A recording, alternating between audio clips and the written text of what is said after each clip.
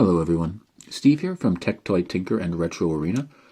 I wanted to do a follow-up to the other video I did a few days back on the Retro Pixel, give you guys a little bit more of an in-depth look here and show you how things work.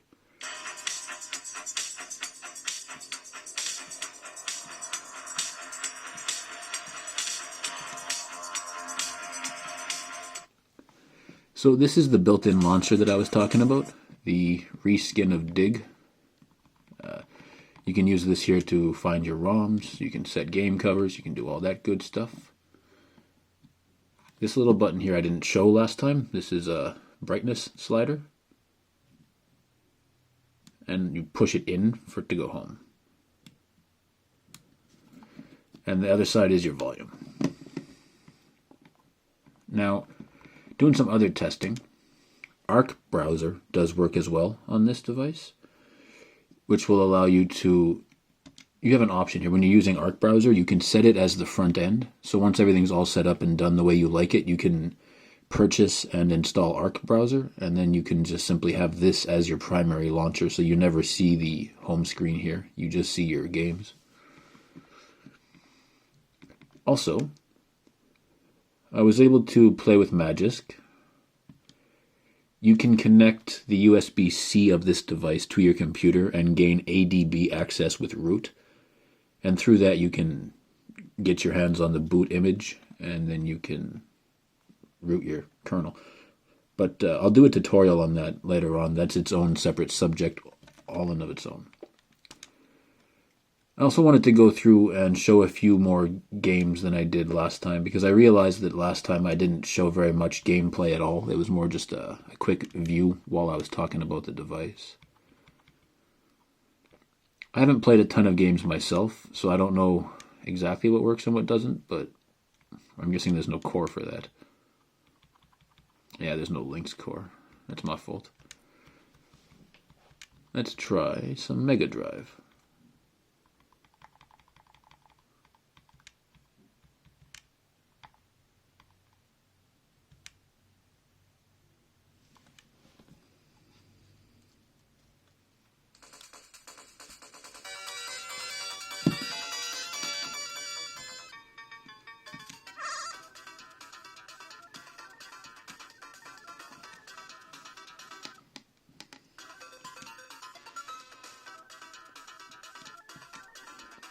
Again, with the pricing, I suspect this will run you about $100 all in.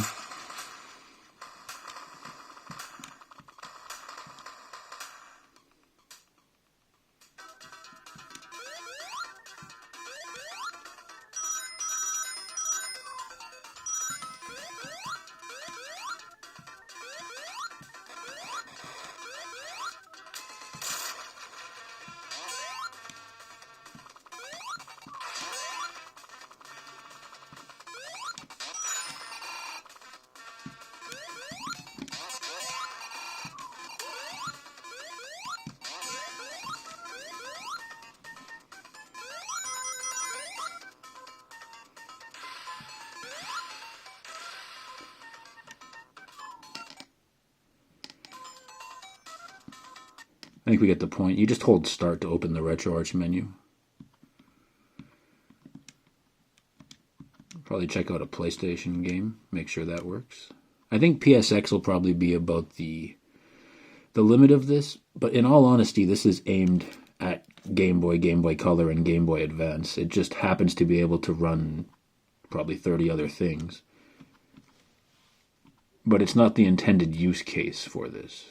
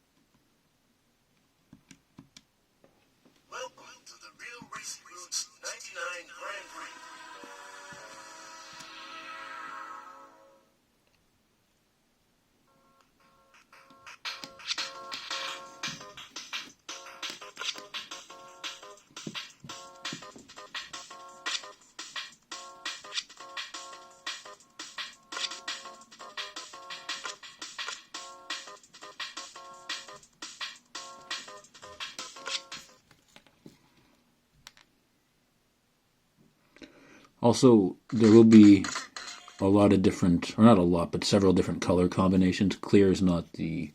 I've seen yellow already. The yellow looks really nice. But there's several different color options for cases. It's not going to be just clear only.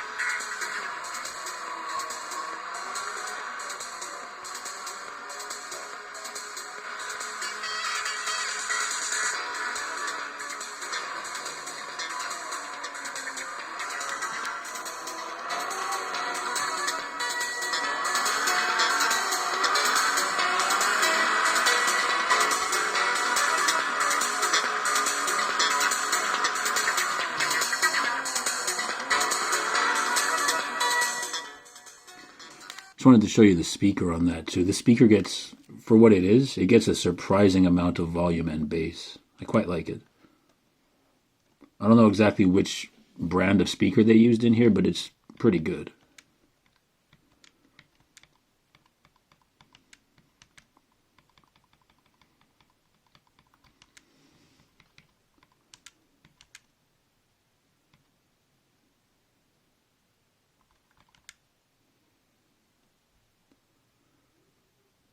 It must be a MAME version.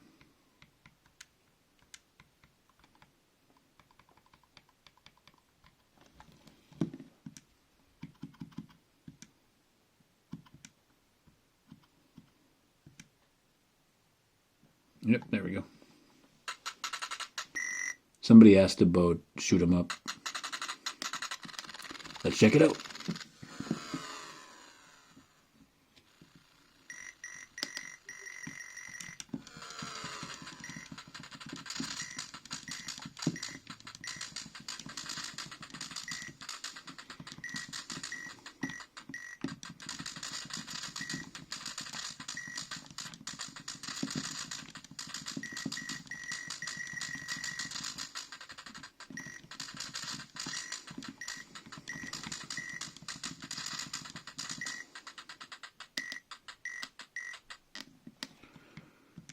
So yeah, I'd say that shoot 'em up games are definitely interesting on this. It feels a little strange using a D-pad instead of a joystick for a shoot 'em up, but it does work fine. Just take a little bit of getting used to.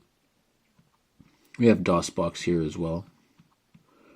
Nintendo 64 I haven't tested, but honestly I don't think that it's worth your time. It probably won't work well, and even if it does, we're still missing a joystick here. And there's not any extra place to map those buttons to. I have no idea if 3DO will work or not. It's an ISO, so probably not. It should be a CHD, I think. Oh, this is the wrong RetroArch anyway for this. I'll move over there in a second. Just want to test out the basics. This is WonderSwan color. If color works, WonderSwan will also work by default.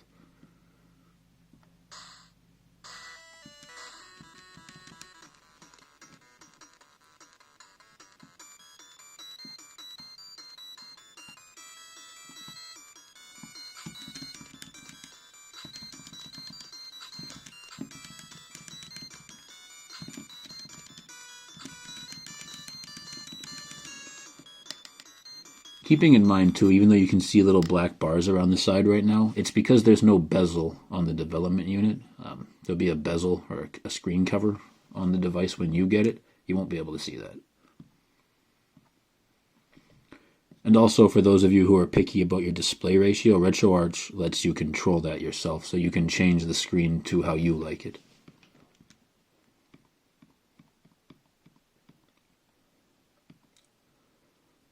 Oh, I should try a 32X game.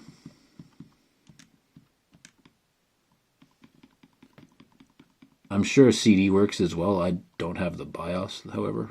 I haven't put it onto this SD card.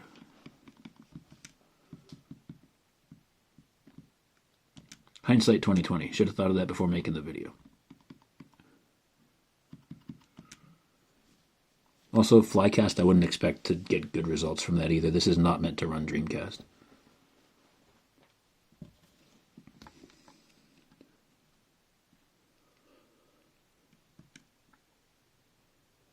I suspect 32X will be fine.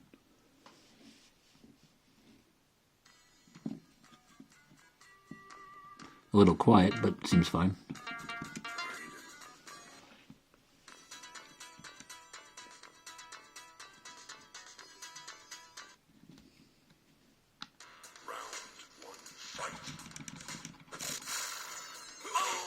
Should have seen that coming.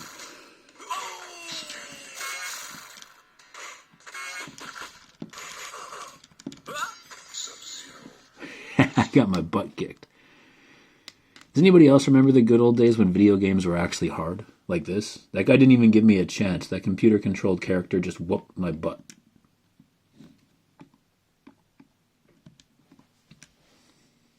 I kind of like that, though. It makes it really hard. You have to actually try to do something.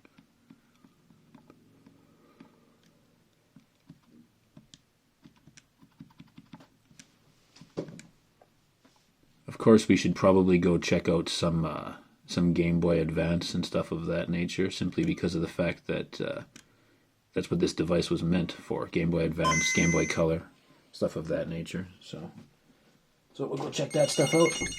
Excuse me while I open a door. Gotta let the cat out.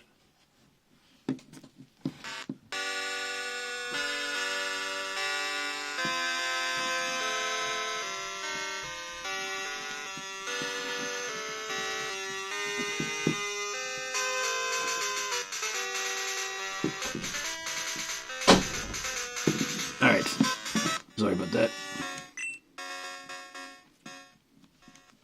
I had a kitty in here with me and she wanted to leave.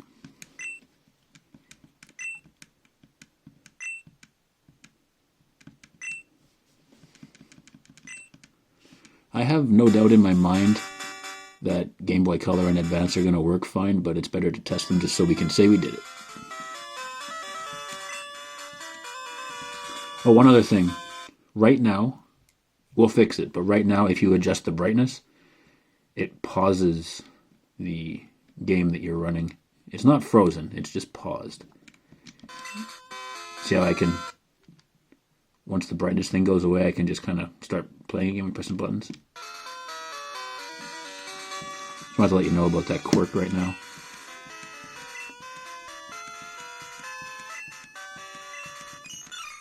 It's not really an issue, but it does exist.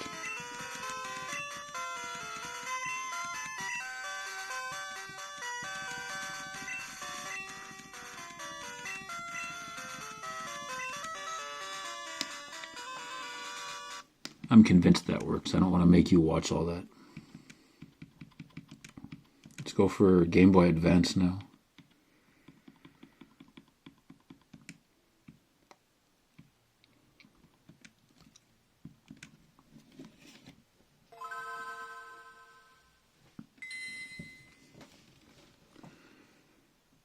You can make this full screen if you want to.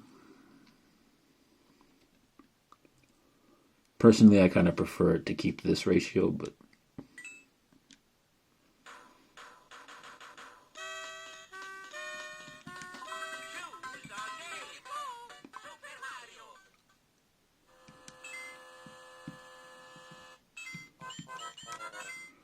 this is a special version of the game.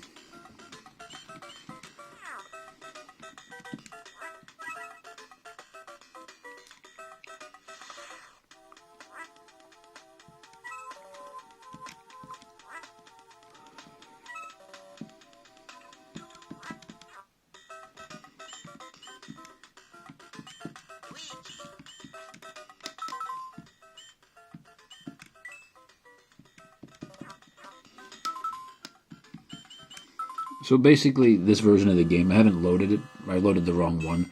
But I have a version with all the e-reader levels included.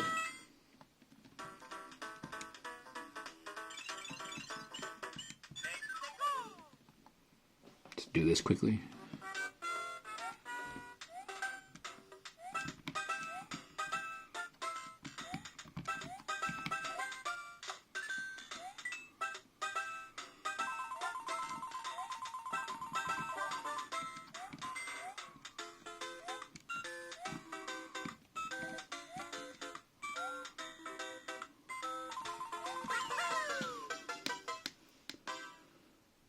So yeah, I mean, I'd say we're good for Game Boy, Game Boy Color, Game Boy Advance for sure.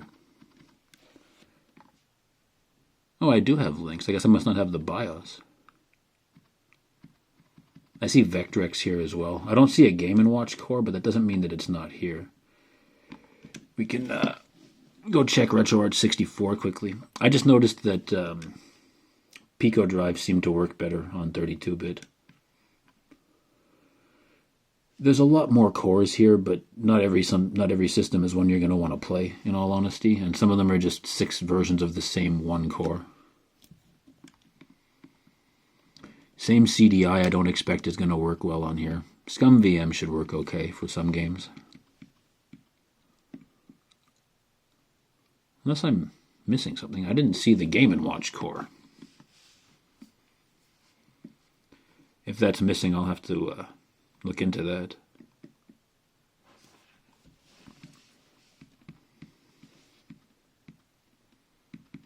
There it is. Oh, it's not working. That's the problem. Alright, so just as another method for you guys to know, if you install your own cores from the build bot or whatever, and you click on it and it doesn't load, then it's not working. But if you click on it... Where's one that was already here? Even that's not working. Okay, let me see. I gotta find a core that I know was already here in the first place. There, see?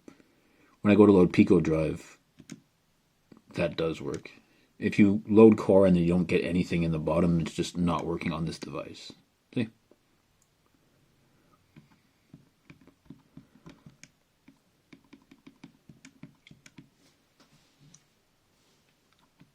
Let's see what else we got here. I already know NES is going to work fine. With all the other stuff that works okay, there's no way that NES isn't going to work.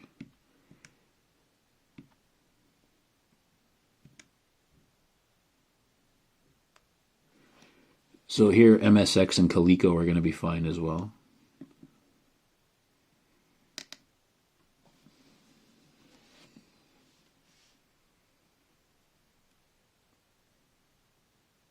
I don't know if I really want to wait a minute, but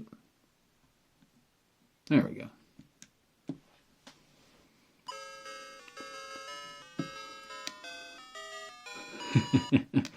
This version of the game does not look good when you compare it next to the arcade version. Not at all.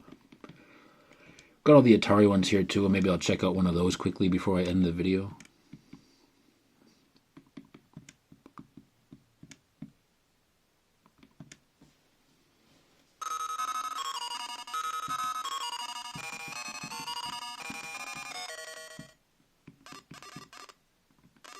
I'm hearing a bit of crackle in the audio, but that's probably just the core. Oh wait, there we go. Yeah, it's just a little crackle.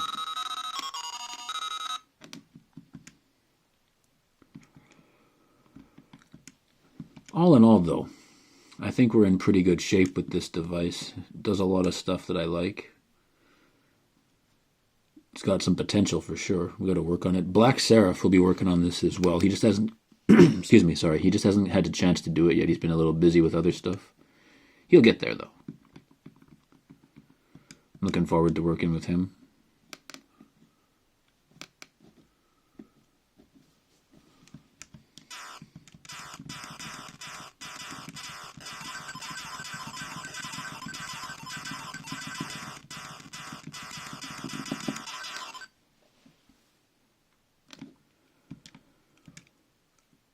And I'll bring us back to the home menu. I've been checking out Drastic a bit. You do need frame skip. It does work for some games. It's playable. It's not perfect, but it is playable.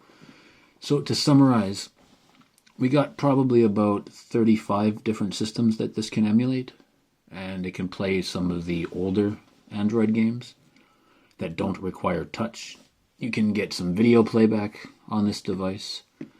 You can root it. It's got a couple different front-end options. And all in all, it should be about $100 all in, give or take a few bucks. It's going to about do it for this video. As always, don't forget to like and subscribe. I will be doing another video or two on this device as we get further in and I have more to show you as well. As always, thanks for watching. Take care.